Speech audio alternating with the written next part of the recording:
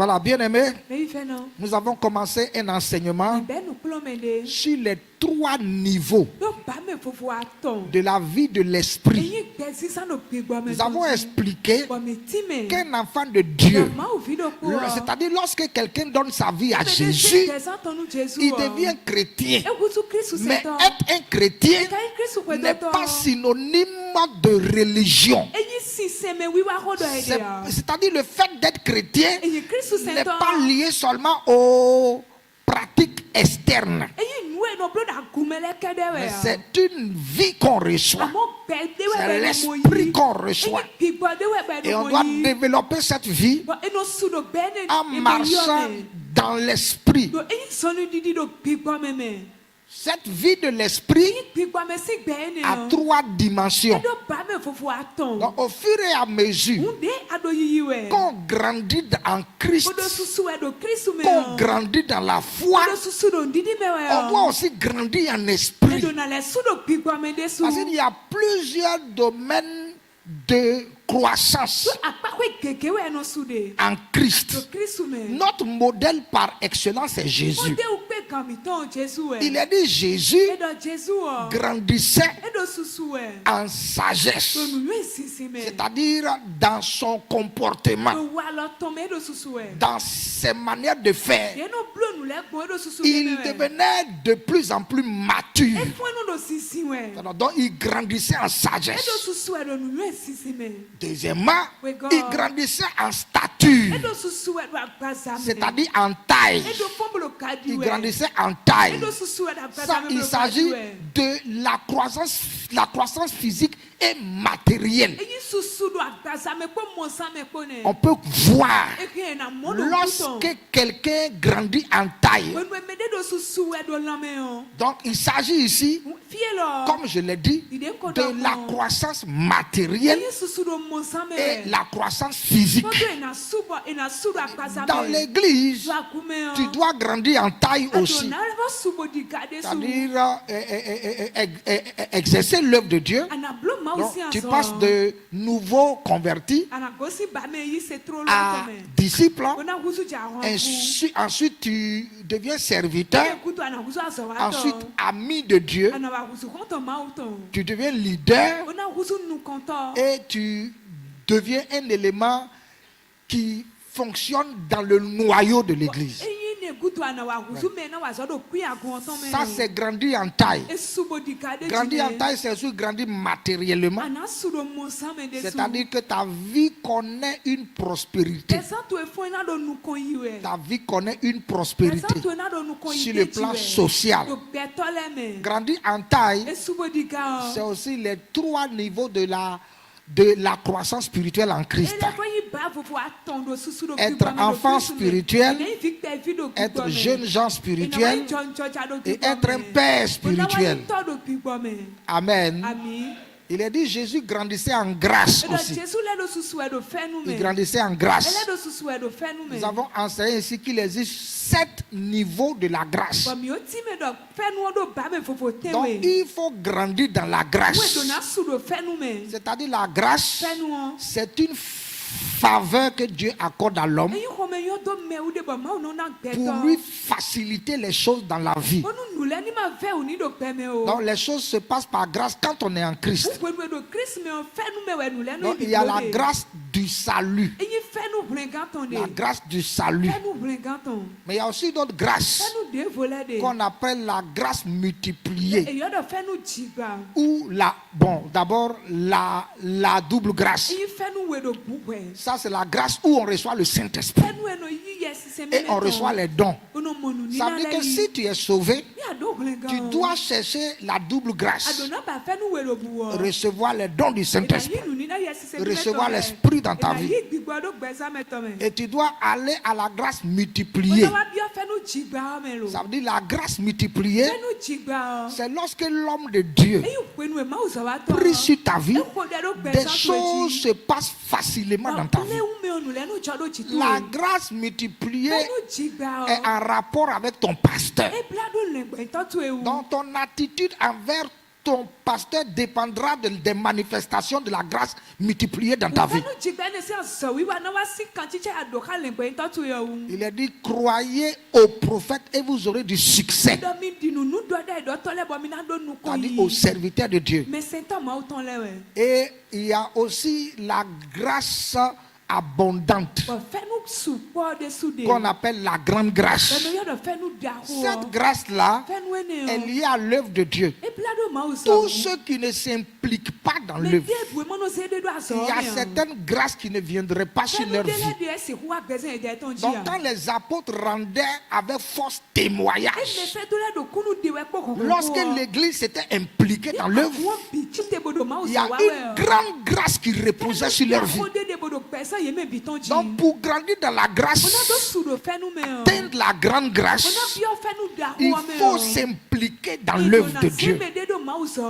La Bible dit quand la grande grâce est venue, il n'y avait plus d'indigents dans l'église. Donc la grande grâce te fait sortir de la pauvreté totale. La grande grâce te délivre de la disette totalement. Le manquement accru sort de ta vie lorsque la grande grâce vient. Quand la grande grâce vient sur la vie de quelqu'un, il peut trouver facilement du travail, il peut avoir un bon salaire, parce que matériellement les choses commencent à changer. Les choses commence à changer sur sa vie.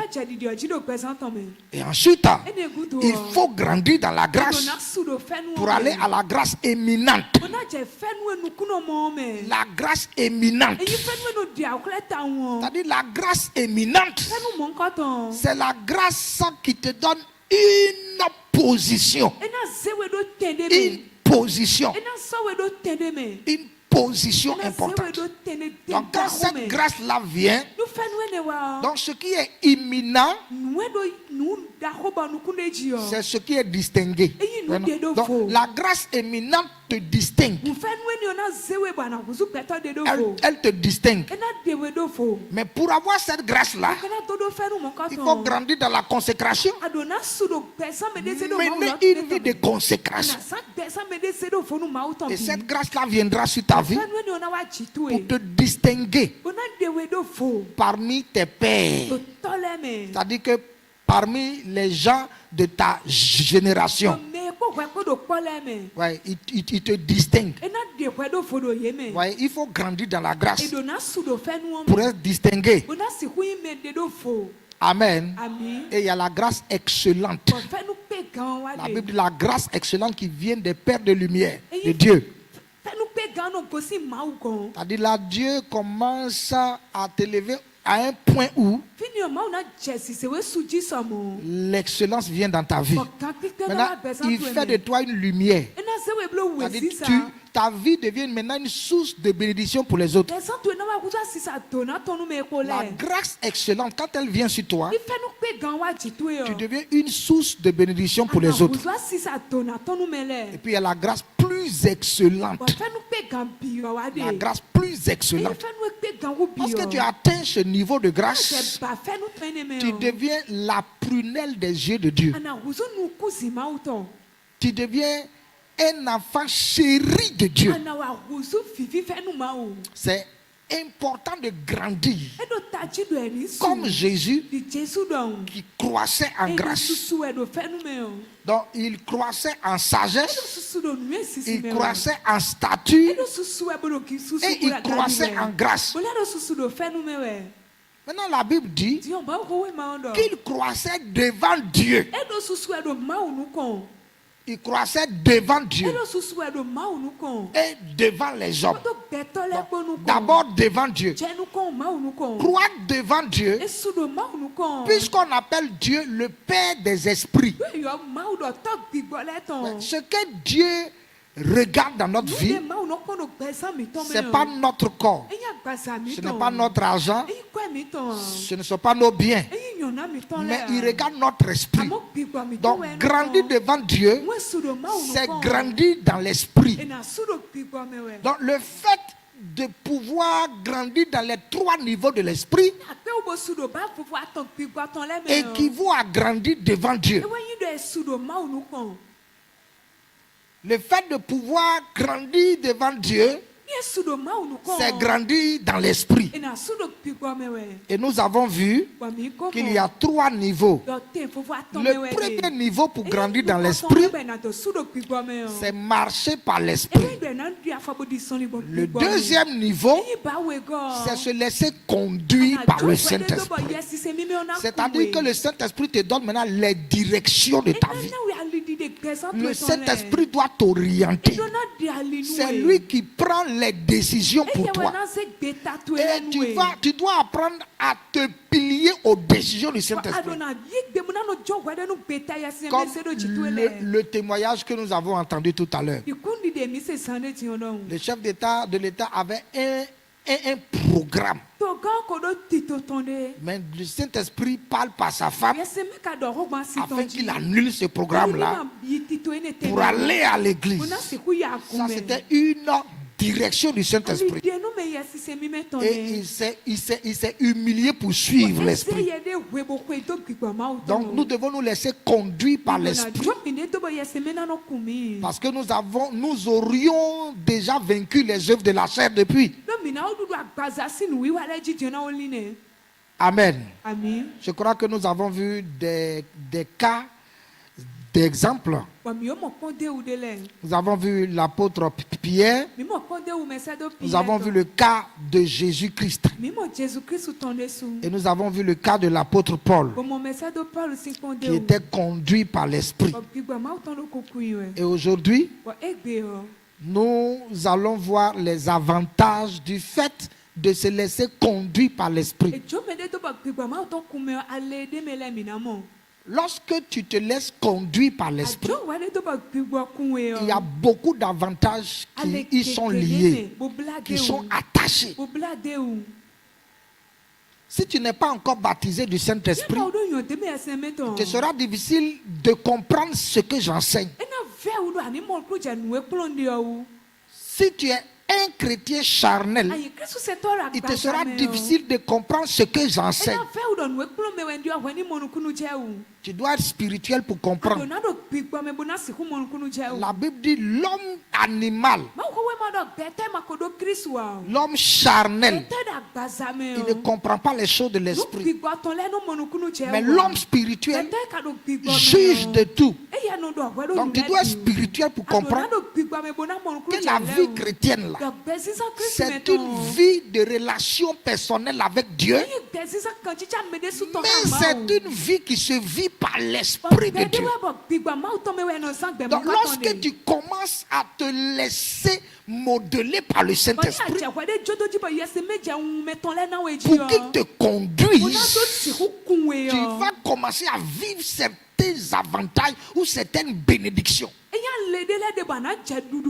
La première bénédiction ou le premier avantage, c'est que Dieu te considère comme un fils. Il y a une différence entre un enfant et un fils. Il a dit aussi longtemps que l'héritier est un enfant, on ne lui donne pas l'héritage. Romains chapitre 8 verset 14 nous dit ceci. Or, tous ceux qui sont conduits par l'Esprit de Dieu sont fils de Dieu.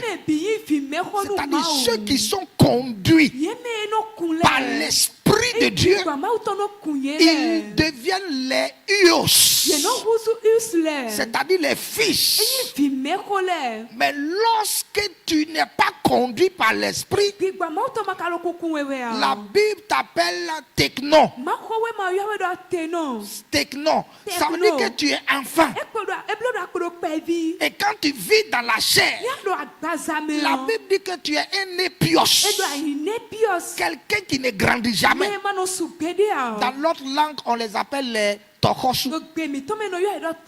Ils sont mal formés. C'est-à-dire ils sont à l'église, Ils fréquentent l'église depuis plusieurs années, mais leur taille spirituelle est courte. Ils ne croissent pas, ils ne grandissent pas. C'est eux qui ont toujours les problèmes de rêves sataniques. Ils font les cauchemars.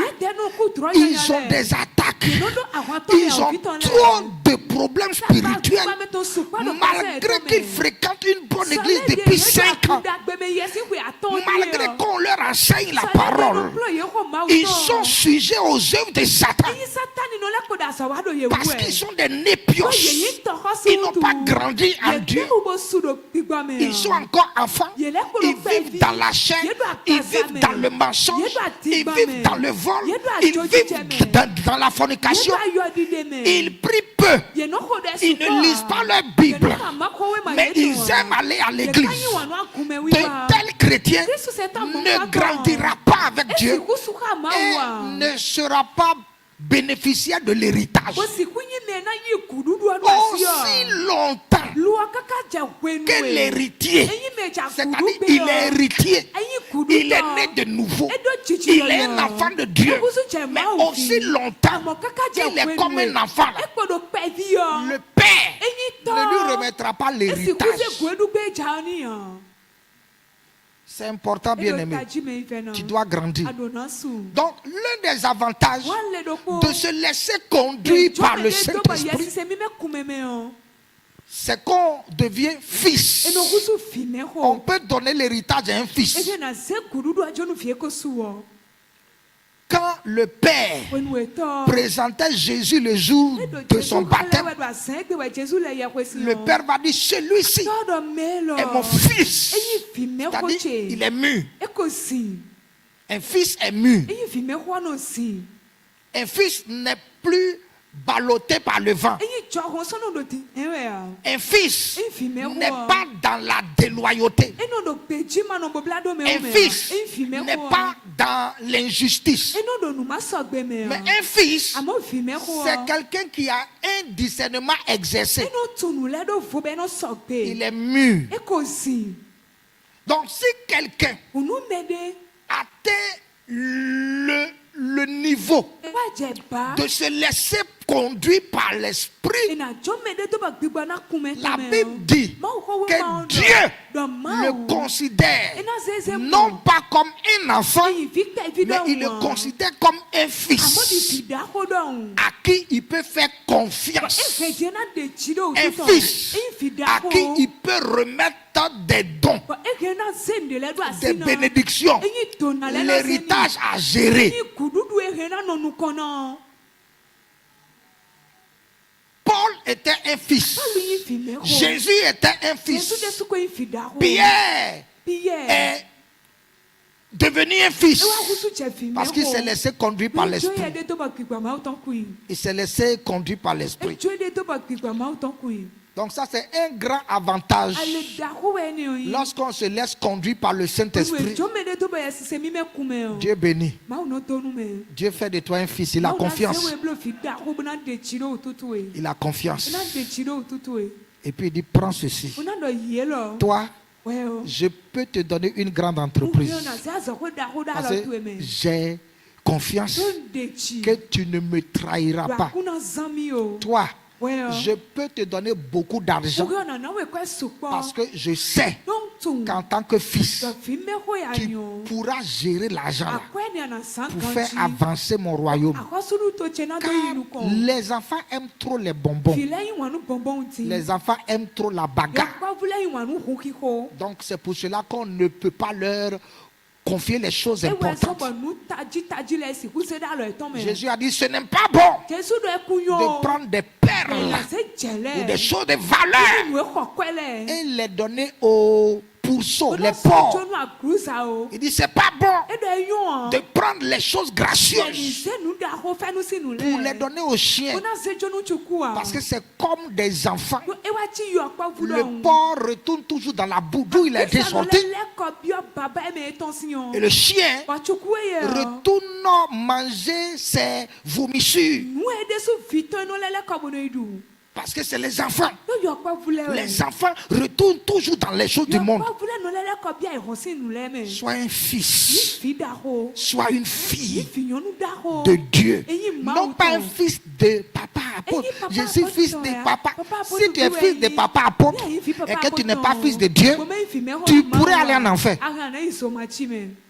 Parce que je n'amène pas les gens au paradis. Moi, je n'ai pas le passe. Bon, attends, je n'ai pas le cachet du passeport, de ton passeport pour le paradis. Je n'ai pas le cachet. Voilà. Voilà. C'est Jésus qui a ça. C'est Jésus qui a le cachet là.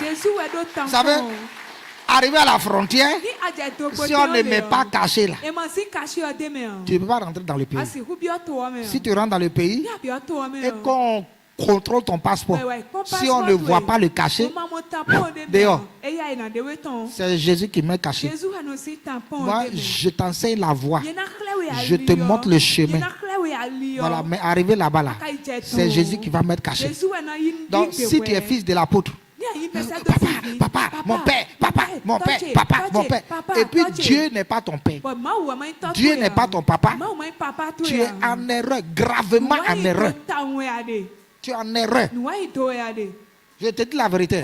Tu es en erreur. Mon papa apôtre, c'est mon père. Oui, c'est vrai, c'est ton père spirituel. Sur la terre. Il faut faire la différence entre les pères. Dieu est le Père céleste.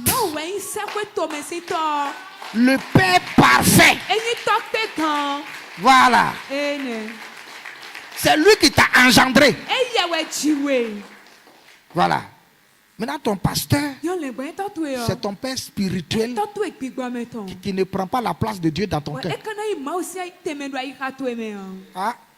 Si jamais j'ai pris la place de Dieu dans le cœur de quelqu'un, j'irai demander pardon à Dieu de tout faire pour m'enlever de son cœur. Parce que Dieu est un Dieu jaloux. C'est pourquoi il y a des hommes de Dieu qui meurent vite aussi. Ils ont pris la place de Dieu.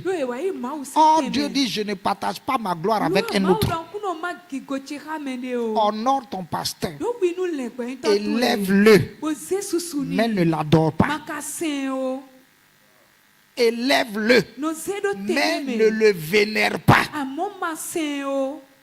Reconnais la grâce qui est sur sa vie.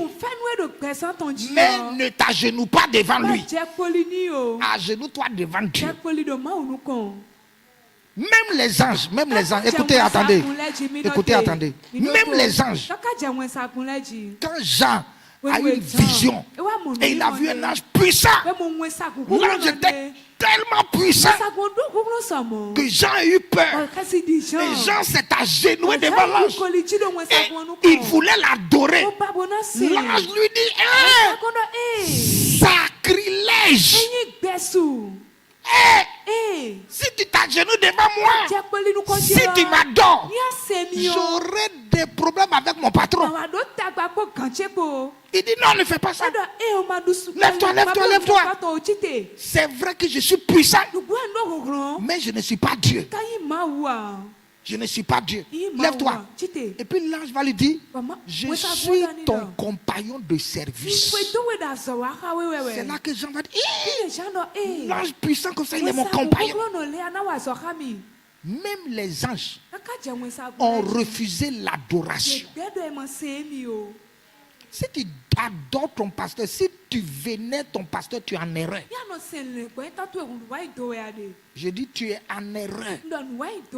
Si tu t'agenouilles avant de saluer ton pasteur, tu es en erreur. Tu es en erreur. Il y a des gens, même quand ils saluent l'homme de Dieu, là, c'est comme s'il veut rentrer même entre ses jambes. Ouais. Tu es en erreur. Tu es en erreur.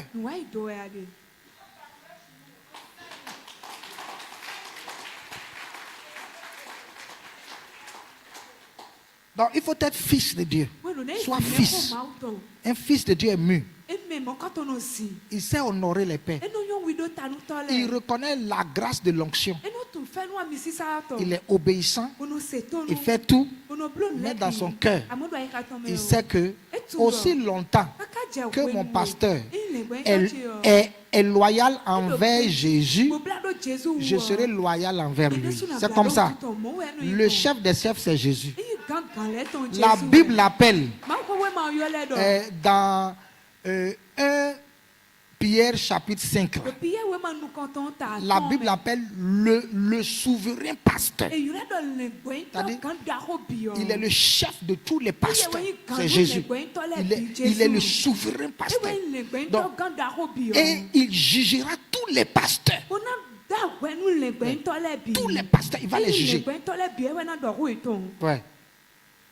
Il va les juger. Et je vous dis, Jésus est une réalité. Jésus il est une personne réelle. Il est une personne réelle. Les gens pensent que c'est des fables qu'on est en train de dire. Ce n'est pas les fables. Hein. Ce n'est pas une mythologie. Hein. Non, non, non. Jésus existe. Peut-être qu'ils ne l'ont pas vu avec les yeux. Mais il est à la porte, il revient. Il revient. Il revient bientôt. Amen. Amen. Donc lorsque tu te laisses conduire par l'Esprit de Dieu, Dieu te considère comme un fils. Quelqu'un qui a mûri, à qui on peut faire confiance et confier des biens. Deuxièmement, lorsque tu te laisses conduire par le Saint-Esprit, tu deviens une bénédiction pour les autres. Parce que le Saint-Esprit a dit qu'il ne fera rien de lui-même, mais il prendra tout ce qui est à Christ et va nous les communiquer. Donc quand tu es conduit par le Saint-Esprit, le Saint-Esprit t'amènera toujours à devenir une source de bénédiction pour les autres afin d'accomplir la volonté de Jésus. Ils sont tellement organisés. Le Père, le Fils et le Saint-Esprit, ils sont très organisés. Bien que tout soit égaux, ils sont égaux. Hein? Les mêmes aptitudes, les mêmes puissances, ils en ont les mêmes. Toutefois, le Fils, pour qu'il y ait de l'ordre, est descendu volontairement pour être loyal et accomplir la volonté du Père. Et l'Esprit est descendu en dessous du Fils pour faire tout ce que le Fils fait. C'est ce qui fait qu'ils sont tellement unis au point où ils sont fondus l'un dans l'autre, comme les couleurs de l'arc-en-ciel. Jésus a dit, celui qui m'a vu a vu le Père. La même Bible nous dit, lorsque l'Esprit vient en nous, c'est le Père qui est en nous comme ça, et c'est le Fils qui est en nous, parce qu'ils sont parfaitement unis à cause de cette harmonie qui est entre eux. Et ils ont tous la même source, et même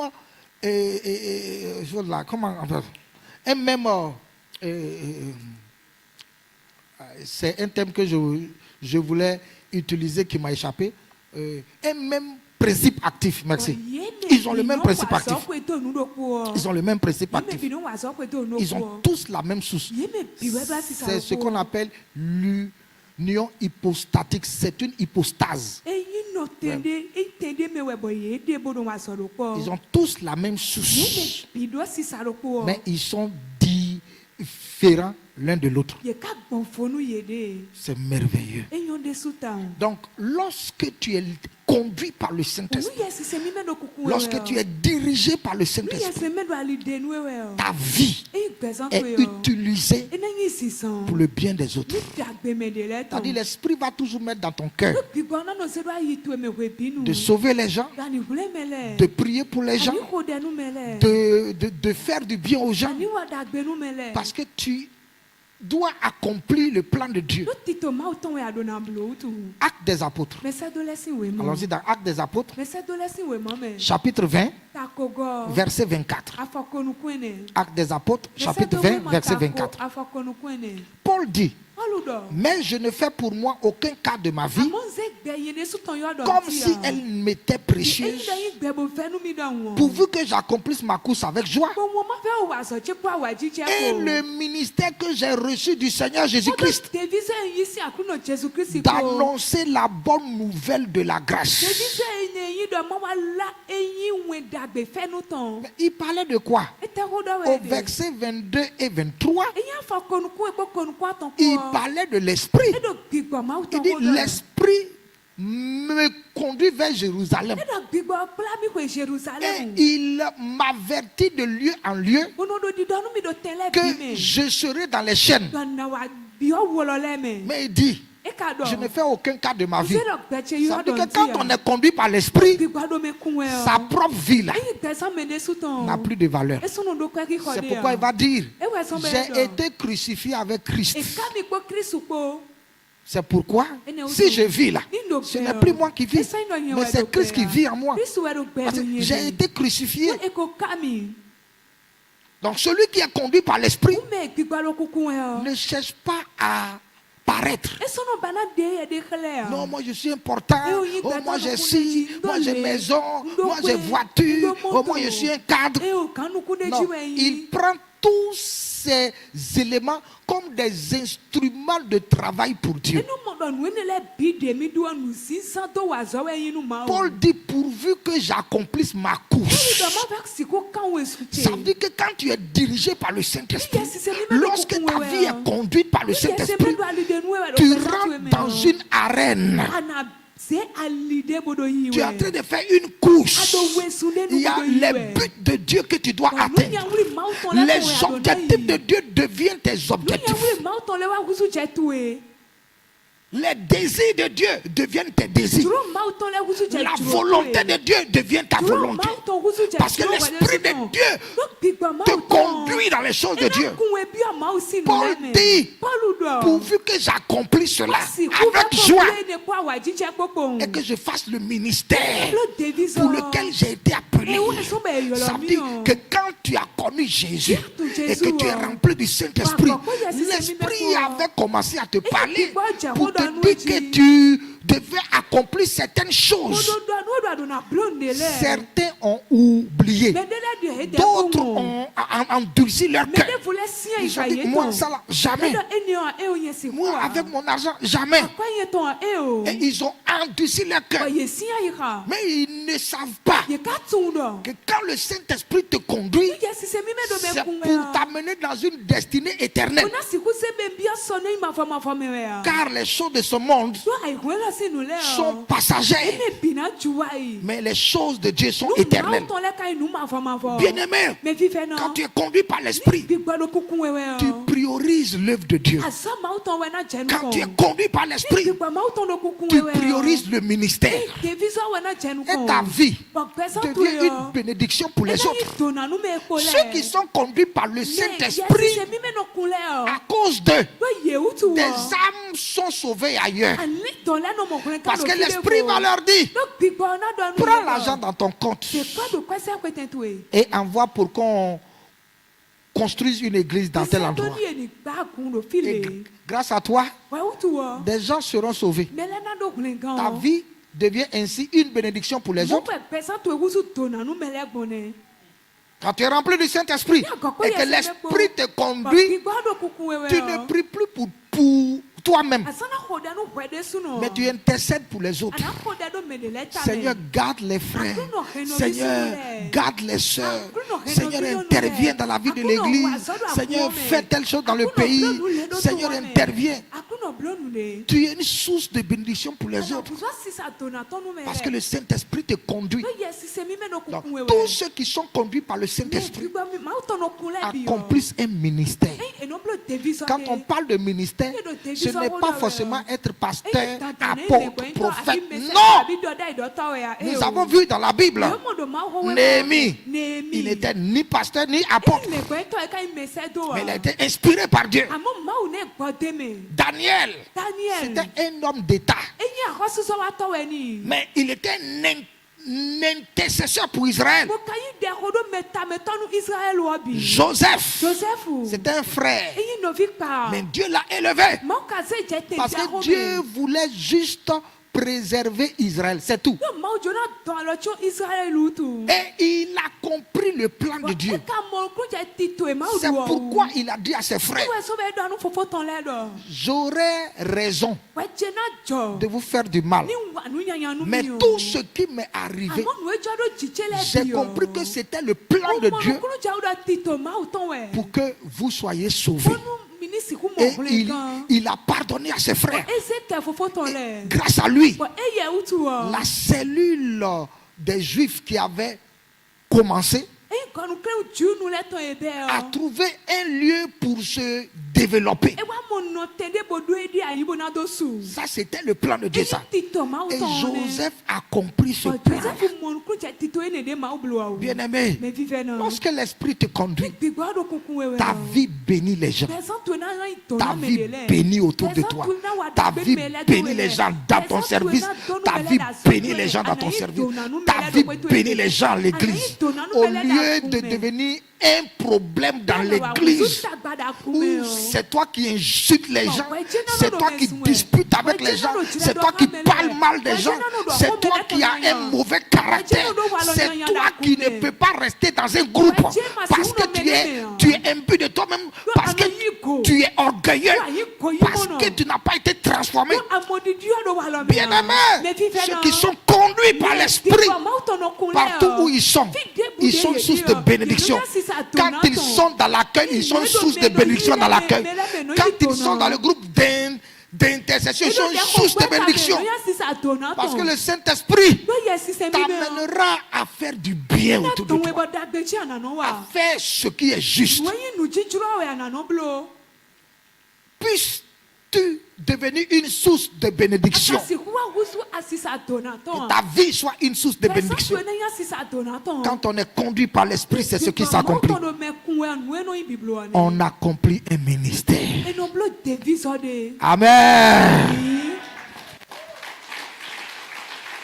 Vous savez, bien-aimé,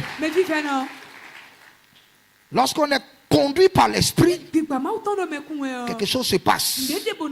On rentre dans la vie surnaturelle. Beaucoup de chrétiens ne vivent pas le surnaturel, mais ils bénéficient de ce que la Bible appelle les miettes. Les miettes sont des interventions sporadiques de Dieu dans nos vies. Les interventions ponctuelles de Dieu dans nos vies. Ça, c'est les miettes. Ça. Mais quand vous vivez le surnaturel, il y a des actions permanentes de Dieu avec vous. Votre vie n'est plus naturelle. Votre vie devient surnaturelle. Le miracle devient quelque chose de naturel. Je parlais avec un frère hier.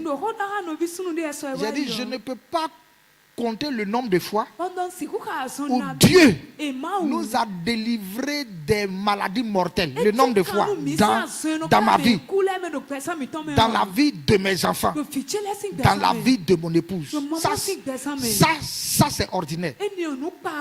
Dieu a fait des choses extraordinaires. Avec mon épouse, on a été à l'hôpital, tout ça. par rapport à son cou. On a été à l'hôpital. Les 10 s'étaient déplacés.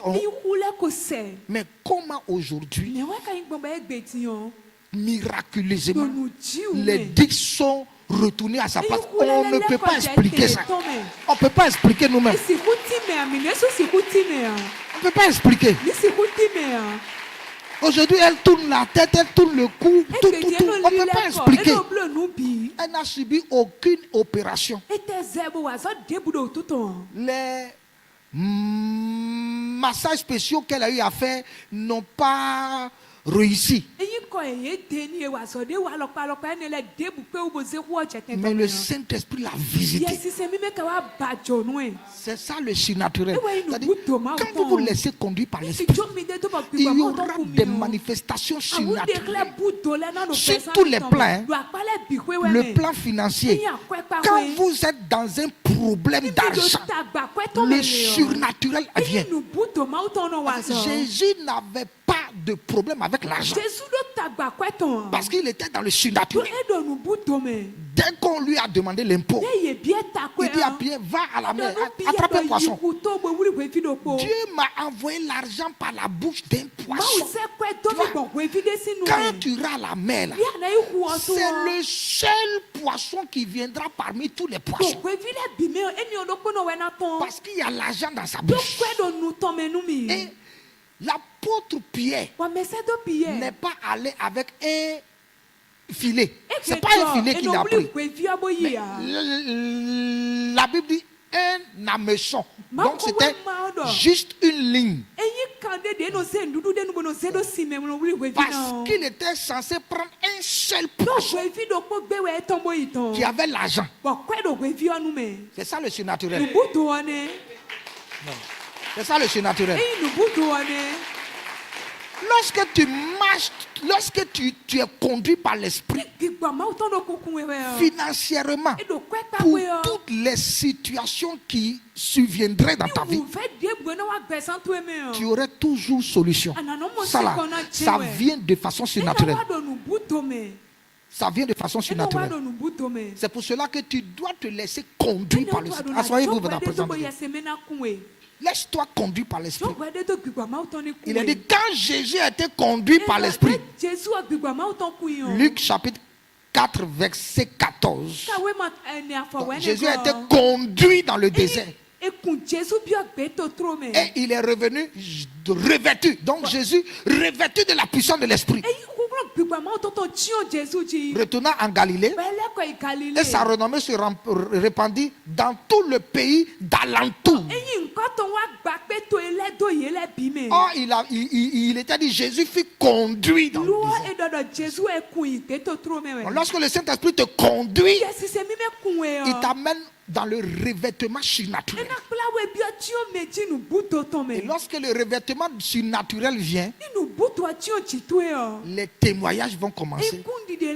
Ta renommée. Et les gens vont commencer à entendre parler de toi.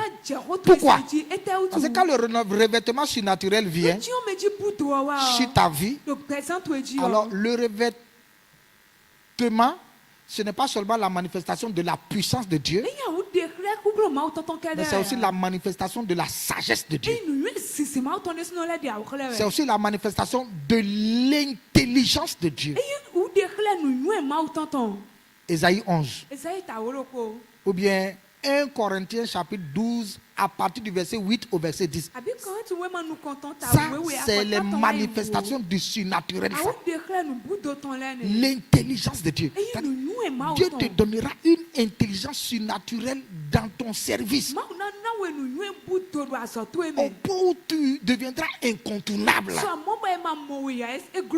Parce que c'est surnaturel. Surnaturel.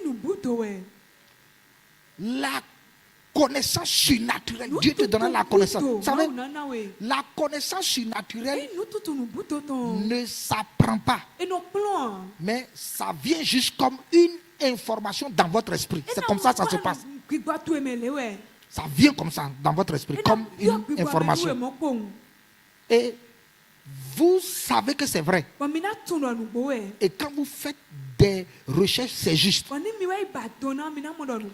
Par exemple, quand j'étais à Dakar, j'ai passé une nuit devant Dieu et Dieu m'a montré des choses et il m'a montré un esprit démoniaque. Et il m'a dit, l'esprit démoniaque là agit sur le pays. Et j'ai vu une femme géante. Et il m'a donné le nom de la femme. Il m'a dit, elle s'appelle Fatima. Fatima. J'ai dit, ah bon, Fatima? Ok, Fatima. Maintenant, je suis allé sur Google pour rechercher qui est Fatima. Et puis, je me suis rendu compte que c'est l'une des filles de Mahomet qui est une figure emblématique de l'islam. Ouais. Et puis ensuite, j'ai vu que dans l'église catholique, on lui donne le nom de Notre-Dame. Notre-Dame de Fatima aussi. Vous voyez, je n'avais aucune information sur ça. Mais le Saint-Esprit m'a donné la connaissance de ce qui existait.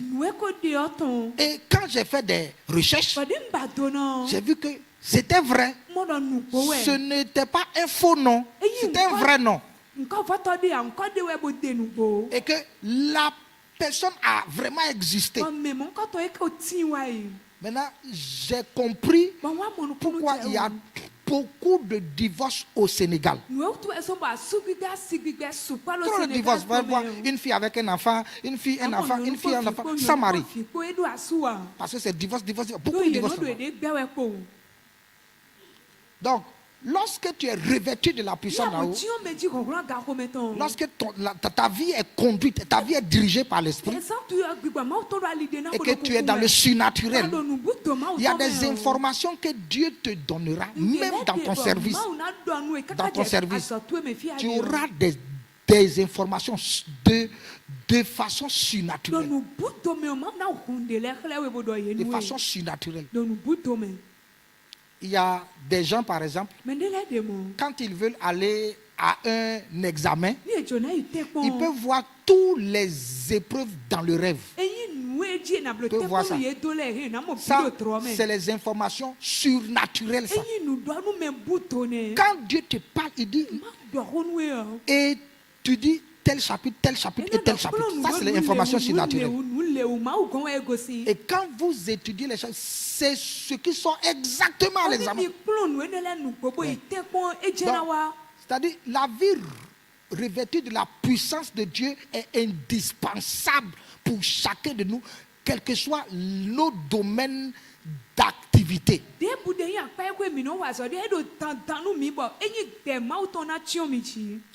Donc, il faut se laisser conduire par le Saint-Esprit afin que le surnaturel vienne dans sa vie. Amen. Amen. Est-ce que tu peux acclamer la parole du Seigneur? Wow. Donc, quand Jésus était revêtu, sa renommée a commencé à monter. Parce que là où il y a le surnaturel, les gens parleront de vous.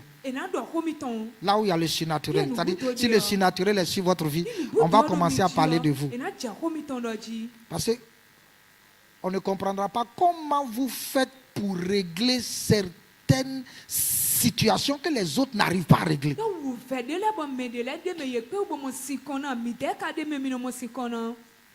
Ouais, j'ai mon fils qui m'a donné un témoignage la fois dernière. Il y a quelque chose qu'il n'a jamais appris à l'école, il n'a appris nulle part. Mais la nuit, il a prié la nuit et le Saint-Esprit lui a dit comment il doit faire ça. Et il a fait ça. Quand il a fait, il a monté un projet avec tous les dimensionnements des inspecteurs, des ingénieurs chevronnés. C'est-à-dire, il a fait comme un ingénieur vronné.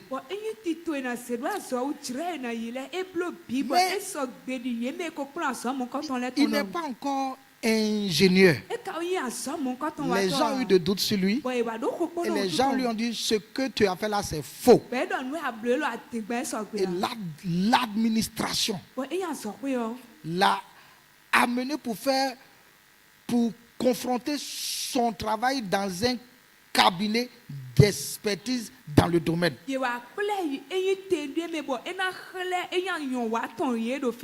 Dès qu'il est parti et qu'il a expliqué comment il a fait le travail, l'expert là lui a demandé quel niveau il a. Et l'expert lui a dit après, dès que tu termines, tu viens travailler avec moi. Parce que tu n'as pas ce niveau-là. Mais comment tu fais les choses comme ça?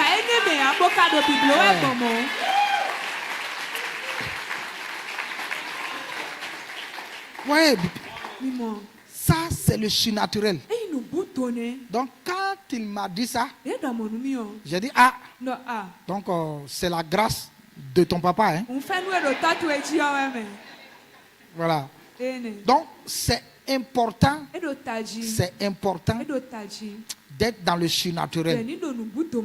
C'est très important. Laisse-toi conduire par le Saint-Esprit. Amen. Voilà, donc je vais m'arrêter là. Et il a dit que sa destinée, vraiment, sa renommée s'est répandue partout dans les pays alentours. Et Jésus a pu accomplir sa destinée. Paul a pu accomplir sa destinée. Josué et Caleb ont pu accomplir leur destinée parce qu'ils se sont laissés diriger par l'Esprit. Donc, numéro 4, et enfin, lorsque le Saint-Esprit conduit votre vie, votre destinée sera accomplie parfaitement sur la terre. Et vous pourrez dire à la fin, j'ai combattu le bon combat, j'ai achevé la course. Écoutez, Jésus a dit, tout est accompli. C'est-à-dire, j'ai réussi. J'ai achevé ma mission sur la terre. Et Paul va dire aussi, j'ai combattu le bon combat. J'ai achevé le travail. Parce qu'il était conduit par le Saint-Esprit. Josué et Caleb suivaient les instructions de Dieu. Et ils étaient convaincus du plan de Dieu. Quand tout Israël a eu peur, seuls les deux ont dit ce que Dieu a dit. Nous, on marche sur ça. Et c'est les deux là qui sont allés sur la terre promise. Les deux, seuls les deux. Même Moïse n'est pas parti. C'est les deux qui sont partis. Parce qu'ils étaient conduits par l'Esprit. Si tu es conduit par l'Esprit, tu entreras dans ta destinée. Tu entreras dans ta destinée et tu accompliras toute ta destinée sur la terre. Au dernier jour, le Père céleste te dira, bon et fidèle serviteur. Bon et fidèle. Pour être bon et fidèle à la fois. Deux choses. Bon et fidèle serviteur. Tu as achevé le travail. Viens dans mes bras. Imagine-toi en train d'embrasser Dieu. Géant sur son trône comme ça. Et puis mon fils avance. Et puis toi tu marches comme ça. Il va dire non, viens. C'est-à-dire qu'avant que Dieu ne nous embrasse là, il baisse un peu le niveau de sa sainteté. Et puis l'amour est là, la bonté est là, la grâce est là. Mon fils, et puis nous embrasse dans les bras de Dieu. Et puis nous, oh, Seigneur, que cela soit ton partage. Que cela soit ton partage. Au nom puissant de Jésus-Christ. Que le Seigneur bénisse sa parole. Bien-aimé, tu vas prier. Seigneur, aide-moi à me laisser conduire par l'Esprit. Je ne veux pas être dans les raisonnements. Je ne veux pas être dans les discussions. Non, que ton esprit m'aide. Je veux me laisser diriger. Je veux me laisser conduire. Oh, Saint-Esprit de Dieu. Prie, prie, prie, prie. Parle à Jésus. Oui, prends tout, Seigneur. Oui, prends tout, Seigneur. Eribos Cabralalia. Entre tes mains, j'abandonne tout avec bonheur. Oh oui, prends tout, Seigneur. Oh Jésus, oh oui, prends tout, Seigneur. Oh, entre tes mains, j'abandonne tout avec bonheur. Oh oui, prends tout, Seigneur. Oui, prends tout, Seigneur. Oh, entre tes mains, j'abandonne tout avec bonheur. Seigneur, merci pour ta parole ce matin. Merci pour ta parole ce matin. Aide-moi à marcher. Aide-moi à me laisser conduire par l'Esprit. Aide-moi à me laisser conduire par l'Esprit. Pour que ma vie devienne une source de bénédiction. Pour que je devienne ton fils bien-aimé. Pour que, Seigneur Dieu éternel, je sois une source de bénédiction pour les autres. Pour que, Seigneur, je puisse accomplir, oh, ma destinée sur la terre. Fortifie la vie de chacun. Aide-nous, Papa. Que ton nom soit glorifié. Au nom de Jésus, nous avons prié. Amen. Amen. Que le nom de Dieu soit béni. Bien-aimés, dans cette atmosphère, nous allons préparer nos dîmes et nos offrandes. Ce que tu as préparé pour le Seigneur, si tu te laisses conduire par le Saint-Esprit, tu n'auras pas peur. Ananias s'est laissé conduire par le Saint-Esprit. Mais Saphira était charnelle. Elle a dit, Ananias, pourquoi as-tu pris cette décision? Pourquoi as-tu fait ça? Ne sais-tu pas que nous avons trop de problèmes? Nous avons telle dette, nous avons telle dette, nous avons telle dette. Et Ananias est sorti de l'esprit. Il est rentré dans la chair. Et il est allé voir l'apôtre Pierre. Il dépose l'argent. Et il dit, c'est la totalité du champ. Alors qu'il était sorti de l'esprit. Sa femme l'avait fait sortir du plan de Dieu. Ah, bien-aimé, parfois, quand tu es conduit par l'esprit, parfois on n'écoute pas. On n'écoute pas les hommes. On n'écoute pas les hommes. Que Dieu nous aide.